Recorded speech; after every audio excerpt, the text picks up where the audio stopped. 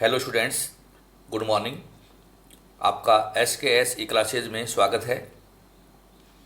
हम टॉपिक पढ़ रहे हैं मोमेंट्स एंड कुर्टोसिस में मोमेंट्स कैसे याद करते हैं। मेरे पिछले 4 लेक्चर में आपको मैंने मोमेंट्स याद करने की विभिन्न विधियाँ, प्रत्यक्ष रीति, लघु रीति व पद विचलन रीति से मोमेंट्स कैसे याद करते हैं ये हमने सीखा। और हमने इसमें प्रत्येक स्थिति में इंडिविजुअल सीरीज, डिस्क्रीट सीरीज और कंटिन्यूस सीरीज में मोमेंट्स की गणना कैसे करते हैं ये अच्छी तरीके से आपने समझा। तो पिछले 4 लेक्चर में आपने moment first, moment second, moment third end moment four याद करने के तरीके सीखे, जिन्हें हम सेंट्रल मोमेंट्स कहते हैं, या दूसरे शब्दों में मोमेंट्स अबाउट अर्थमेटिक मीन के नाम से कहा जाता है। मोमेंट्स के क्वेश्चन सोल्व करते समय कुछ विशेष प्रकार की समस्याएं आपके सामने आती हैं। आपको कई बार कहते हैं कि कल्पित माध्य से मोमेंट्स की गणना कीजिए। कई बार आपसे कहते हैं कि जो केंद्रीय परिघात हैं उनको कल्पित माध्य के परिघातों में बदलिए। कई बार ऐसे भी कह सकते हैं कि एक कल्पित माध्य से परिघात ज्ञात करके उनको दूसरे कल्पित माध्य के परिघातों में बदलिए।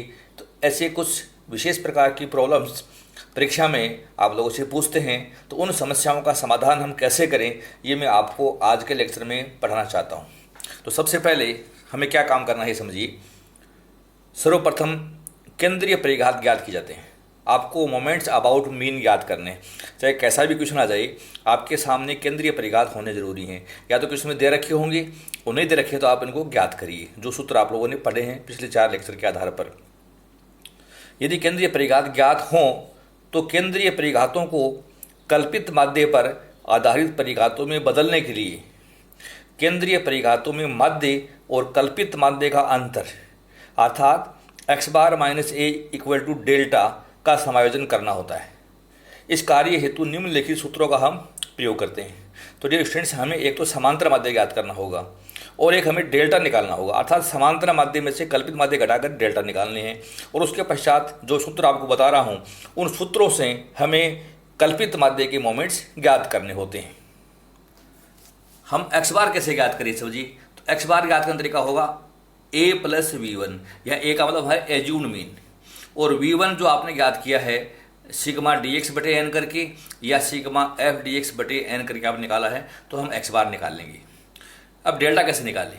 तो हमारे x बार में जो कल्पित माध्य हम मान रहे हैं, जिसके आधार पर आपको क्वेश्चन सोल्व करना है, वो कल्पित माध्य घटा लीजिए, तो जो अंतर आएगा ये हमारा डेल्टा है, अर्थात ये हमारा डिफरेंस है, ये मानिए। अब हम इस कल्पित माध्य के आधार पर विभिन्न जो न्यू है अर्थात कल्पित माध्य पर आधारित मोमेंट्स कैसे याद करें, तो उनका फॉर्मूला है V1 equal to moment first जो हमने केंद्रीय परिघात ज्ञात किए उसमें आप डेल्टा जोड़ दीजिए। V2 निकालना हो तो मोमेंट 2 प्लस डेल्टा स्क्वायर कर दीजिए। मोमेंट V3 निकालना हो तो moment 3 plus 3 moment 2 delta plus delta का क्यूब कर दीजिए। V4 निकालना हो तो मोमेंट 4 में आपको प्लस करना है 4 moment 3 delta plus 6 moment 2 delta square plus delta की पावर 4। तो ये 4 सूत्र हैं जो आपको कल्पित माध्य से मोमेंट याद करने में काम में लेने हैं। एक क्वेश्चन के द्वारा मैं आपको समझाना चाहता हूँ। एक बंटन में 4 से प्रथम 4 परिघात क्रमशः है -1.5, 17, -30 व 108 हैं। केंद्रीय परिघात एवं शून्य से हम परिघात याद कीजिए। तो हमें डियर स्टूडेंट्स एज्यूम्ड मीन 4 के आधार पर हमें ये V1, V2, V3, V4 दे रखे हैं। अब आपको इनसे सेंट्रल मोमेंट याद करने हैं। तो सेंट्रल मोमेंट याद करने के लिए सूत्र मैंने आपको बताए थे, उनको उपयोग करना है और इन V1, V2, V3, V4 का उपयोग करके सेंट्रल मोमेंट याद करने हैं। अब कहते हैं आपसे कि शून्य से परिघात याद करिए, अर्थात अगर हमारा एज्यूम्ड मीन शून्य होता, 0 होता, तो हमारे सेंट्रल मोमेंट्स क्या होंगे। शून्य के आधार पर परिघात आपको याद करने हैं, अर्थात नए V1, V2, V3, V4 आ जाएंगे। या आपसे कहते हैं कि 5 से आधारित परिघात क्या होंगे, कोई भी मान कह सकता है आपको। तो हमारे क्वेश्चन को सॉल्व करने का तरीका क्या होगा ये आपको आज समझना है। हम क्वेश्चन सॉल्व करना चाहते हैं।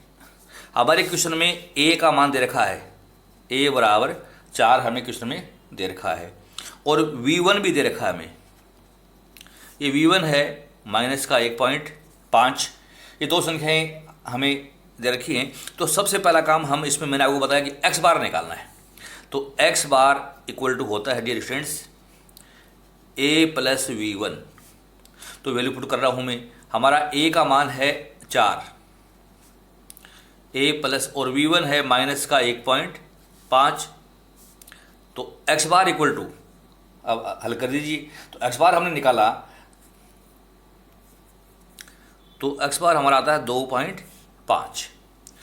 हमें निकालना होता है डेल्टा। तो मैं यहाँ आपको डेल्टा भी निकाल के बता रहा हूँ कि डेल्टा हमारा क्या होगा। डेल्टा हमारा नए केंद्र परिघात निकालने के लिए शून्य बताया आपसे। तो एक्स बार माइनस ए, तो एक्स बार हमारा है 2.5, ए मानना है 0।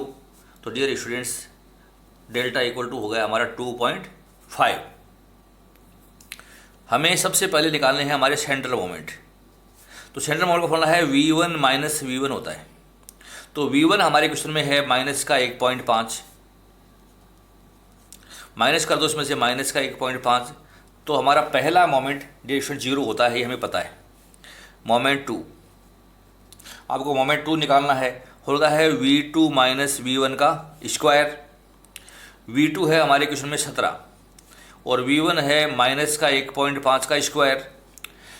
तो इसको हल कर दीजिए, 17 में से माइनस करना है माइनस 1.5 का स्क्वायर। तो हमारी संख्या आती है 17 माइनस, और ये संख्या होगी हमारी माइनस माइनस प्लस की होगी, तो ये 2.25। तो ये सेकंड मोमेंट हो गया 14.75 हो गया हमारा सेकंड मोमेंट। मोमेंट 3 का फॉर्मूला होता है हमारा V3 minus 3V2V1 plus 2V1 का पावर 3। तो मैं वैल्यू पुट कर रहा हूँ, V3 है माइनस की 30, 3 गुणा V2 है 17, V1 है माइनस का 1.5 प्लस 2 गुणा माइनस का 1.5 का क्यूब। ये मैंने वैल्यू पुट कर दी इसमें। हमें इसको सॉल्व करना है। तो V3 माइनस का 30 है, ये 30 रहेगा। ये संख्या हमारी माइनस माइनस प्लस हो गई, तो प्लस 76.5 आ गई, 76.5। और ये संख्या हमारी 3 बार है तो माइनस की रहेगी 6.75। और मैंने इसको सॉल्व किया तो संख्या आई 39.75। अब हमें निकालना है मोमेंट 4। मोमेंट 4 का फॉर्मूला है V4 minus 4V3V1 plus 6V2V1 का स्क्वायर माइनस 3V1 की पावर 4।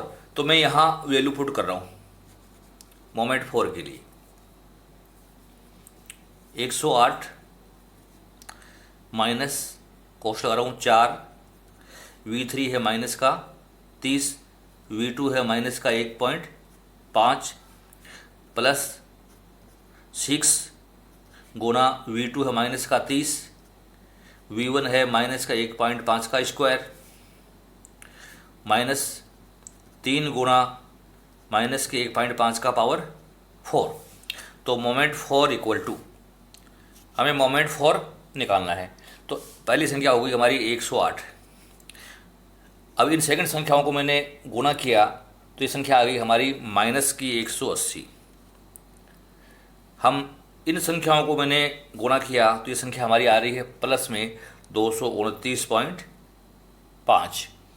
और ये संख्या हम देखा दी माइनस में आ रही है 15.1875।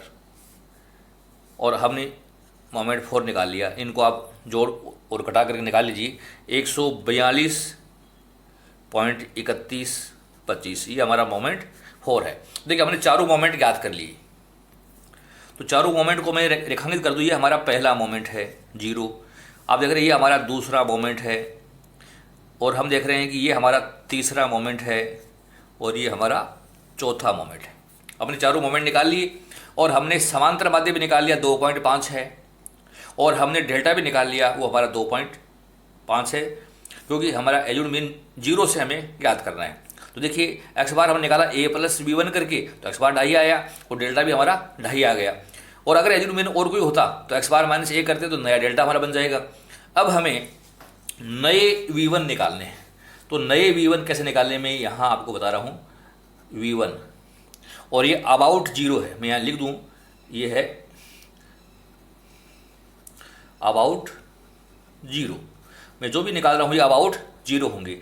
तो V1 का फॉर्मूला डियर स्टूडेंट मेरा आपका सामने देखा है कि मोमेंट फर्स्ट में आप डेल्टा जोड़ दीजिए।